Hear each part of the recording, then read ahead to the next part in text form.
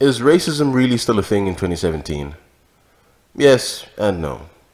We all know the American media has been senselessly racist towards white people lately. But before I get into both sides of this, let's recap something. Remember what happened to Donald Sterling? His moron of a side chick exposed to the world what he felt about black people. Sterling had said to this woman with whom he was cheating that she was not to bring black people with her to his games because it reflected poorly on Sterling himself. He said not to embarrass him in front of his friends. Now, who do you think his friends are? Is he friends with Joe Schmo walking down the street? Or is he friends with other multi-billionaire white men who own and control large corporations? Considering the obvious answer to that question, what do you think the companies which these people own would really be about? Would they be about helping or hurting black communities? Sure, at the bottom end of a company's hierarchical structure, things must be done in a manner which pleases as many people as possible, because the bottom end of a company is the most visible and under public scrutiny. But as I'm about to show you, at the very top, every effort is being made to suppress those whose skin color happens to be brown and whose hair happens to be a little nappy. For Sterling to be so worried about his image concerning the public presence of African Americans around him, he must certainly also have some very influential friends. People in government, for example. Being a wealthy lawyer, Donald Sterling has some very racist friends, who also happen to be powerful. If your friends hate black people so much that not even your dumbass side chick can be seen with them, then your friends have some serious problems. Now, you need to know this about the racism of quote-unquote old white people. It is a very irrational and borderline satanic hatred of Africans.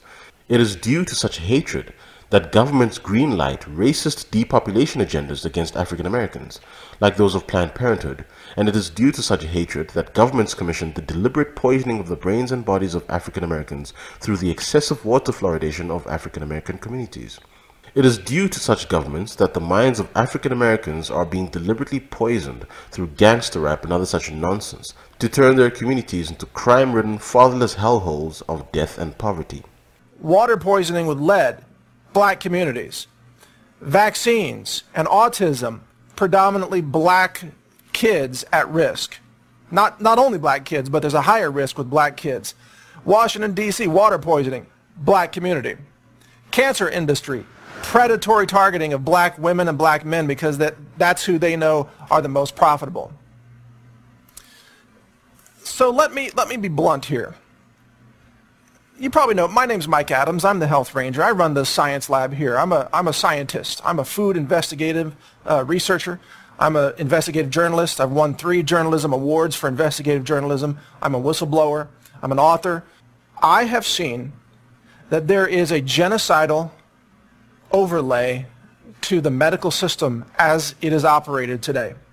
It's not just the medical system, but really the entire public health system is probably a better term.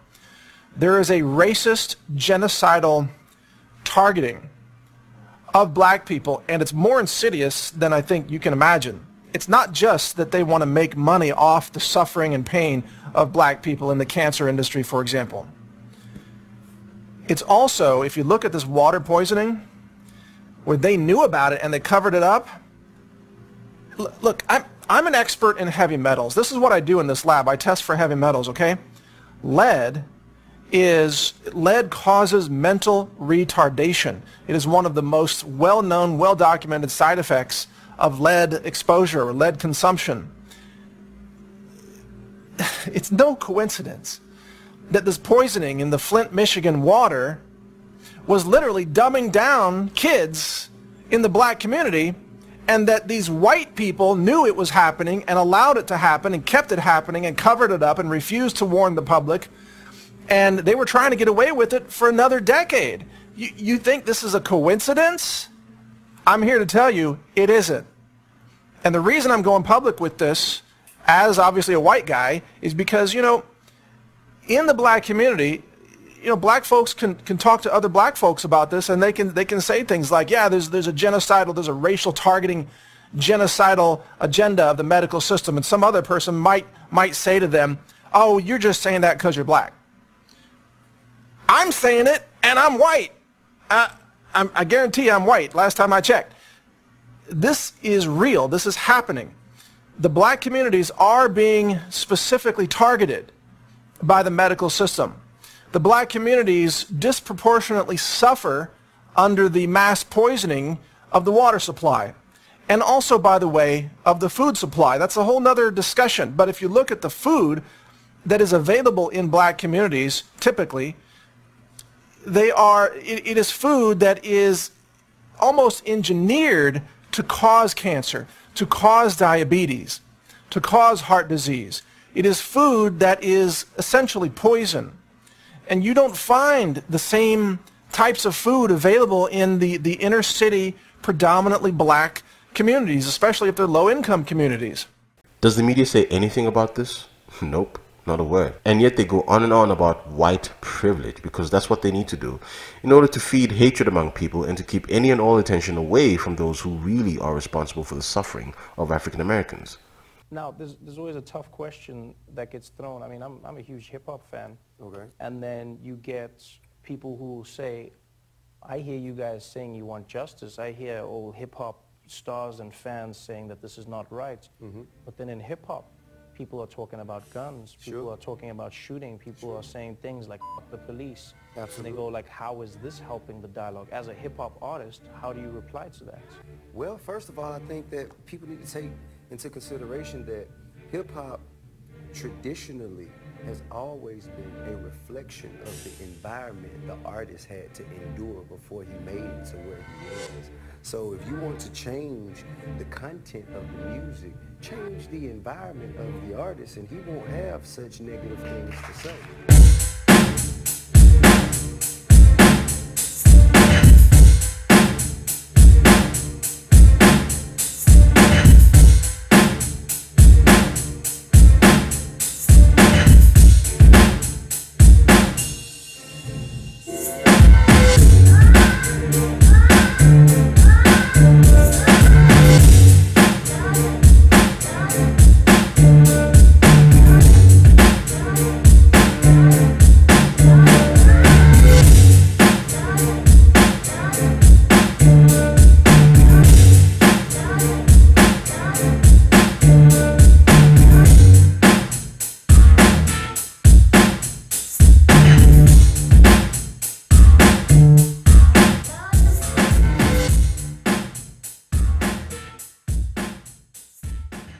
This garbage is the reason the environment within which many African Americans grow up is so messed up. Change your music, and the environment will change. Now, most African Americans believe they're handicapped for being black, but just how handicapped are they? Is it as the media says? No, it certainly isn't. The mainstream media is a prostitute for those very same people responsible for the oppression of African Americans. If the media is bombarding people with a message, it's not a message that the media houses think will be of any benefit to you whatsoever. In consumer news, economic factors may take some spring out of the Easter Bunny step this year. Economic factors may take some spring out of the Easter Bunny step this year. Economic factors may take some spring out of the Easter Bunny step this year. Economic factors may take some spring out of the Easter Bunny step this year. Economic factors may take some spring out of the Easter Bunny step this year. Economic factors may take some spring out of the Easter Bunny step this year. Economic factors may take some spring out of the Easter Bunny step this year. Economic factors may take some spring out of the Easter Bunny step this year. Economic factors may take some spring out of the Easter Bunny step this year. Economic factors may take some spring out of the Easter Bunny step this year. Economic factors may take some Campaign can get a little salty. The final days of the campaign can get a little salty. The final days of the campaign can get a little salty. The final days of the campaign can get a little salty. The final days of the campaign can get a little salty. The final days of the campaign can get a little salty. Well, the final days of the campaign can get a little salty. The final days of the campaign can get a little salty. The final days of the campaign can get a little salty. The final days of the campaign can get a little salty. As you've probably noticed, the final days of the campaign have been, well, you might call them just a little salty. Scream, you scream. You know the rest. I scream, you scream, you know the rest. I scream, you scream, you know the rest. I scream, you scream, you know the rest. Well, I scream, you scream, you know the rest. I scream, you scream, well, you know the rest. I scream, you scream, well, you know the rest. I scream, you scream, well, you know the rest. I scream, you scream, you know the rest. I scream, you scream, we all know the rest. I scream, you scream, you know the rest. I scream, you scream, well, you know the rest. I scream, you scream, you know the rest. I scream, you scream, we all know the rest of it, right? I scream, you scream, well, you know the rest. I scream, you scream, you know the rest. I scream, you scream. The media rallies behind terrorist organizations like Black Lives Matter, not because the mainstream media cares about black people, but because the people who instruct the mainstream media on what to say have something to gain. If you think the media gives a fuck about black people, you're deluded. The media exists as a tool to brainwash you and to advertise for their corrupt sponsors with whom they are friends. The media does not exist to help you, and any time it did end up helping you was the inevitable result of them seeking to make a profit by broadcasting information for advertising money, as all television stations do.